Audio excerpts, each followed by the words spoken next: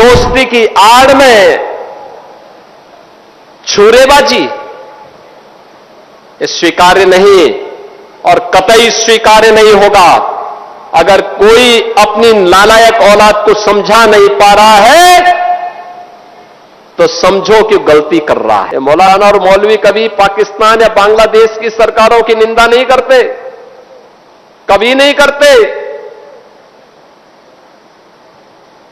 अरे थोड़ा जुमे की नमाज में एक बार यही घोषणा कर देते कि पाकिस्तान घटिया स्तर पर काम कर रहा है, भारत का दुश्मन है, भारत के दुश्मन को उसके ठिकाने पे जाकर के भारत के बहादुर जवान ठीक कार्य कर रहे हैं। कुछ नहीं। और इसीलिए मैं कह रहा हूं, इसीलिए सरकार ने घोषित भी किया है। आपने देखा होगा बकरीद के अवसर पर किस किस प्रकार की हरकतें हो रही थी। वो तो गनीमत है कि सरकार ने पहले से ही कदम उठाए हुए हैं, तब शांतिपूर्ण तरीके से पर्व और त्योहार हो पा रहे हैं। नहीं तो पश्चिमी उत्तर प्रदेश में तो गनीमत थी जी, सबके बारे में बड़ा मुश्किल होता था। रामनवमी, शिवरात्रि, जन्माष्टमी, दुर्गा पूजा, कांवड़ यात्रा, ये सब सपने हो गए थे। बेटी स्कूल नहीं जा पा रही थी,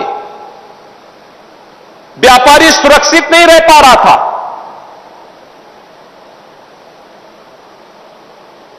और दोस्ती, कैसी दोस्ती, आपने भी गाजियाबाद में देखा होगा।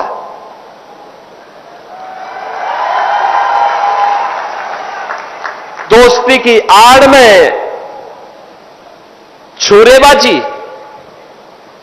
स्वीकार्य नहीं और कतई स्वीकार्य नहीं होगा। अगर कोई अपनी नालायक औलाद को समझा नहीं पा रहा है तो समझो कि गलती कर रहा है, गलती कर रहा है। याद रखना, हमारी संवेदना सामान्य नागरिकों के प्रति है। प्रधानमंत्री मोदी जी के नेतृत्व में पिछले 12 वर्ष में बिना भेदभाव के शासन की योजना का लाभ हर तबके को प्राप्त हुआ है। न जाति देखी गई, न क्षेत्र देखा गया, न भाषा देखी गई, न मत देखा गया, न मजहब देखा गया। सबका साथ और सबका विकास, योजनाओं का लाभ, विकास की योजनाएं बिना भेदभाव के, बिजली बिना भेदभाव के, कर्ज बिना भेदभाव के, बिना भेदभाव के शासन की योजना का लाभ। लेकिन देश भी तो अपेक्षा करता है कि संवेदना दिखाई दे, लेकिन वो संवेदना गायब वहां पे। और बहनों और भाइयों, इसीलिए मैं भी आपसे कहने के लिए आया हूं, यही कहने के लिए मैं भी आया हूं आज। हम सबको इस बात को ध्यान में रखना होगा, हम सबको इस बात को ध्यान में रखना होगा कि अहिंसा और करुणा ये मानवता के भूषण है, किंतु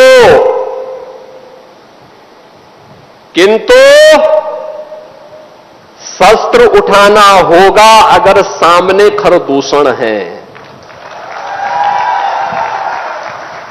भगवान कृष्ण ने भी यही कहा था, परित्राणाय साधूनाम विनाशाय च दुष्कृताम। सज्जनों के लिए ही हम सज्जन बने, दुर्जनों के लिए नहीं। भगवान राम ने भी वही किया था, निस्सरहीन करो मही भुज उठाए प्रण कीन।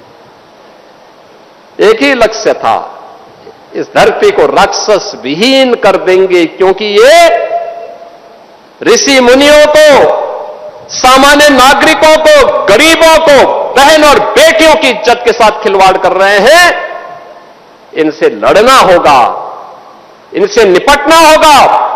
देश के खिलाफ द्रोह करने वाले लोगों के प्रति उतनी कठोरता के साथ, उतनी निर्ममता के साथ लड़ने के लिए तैयार होना होगा।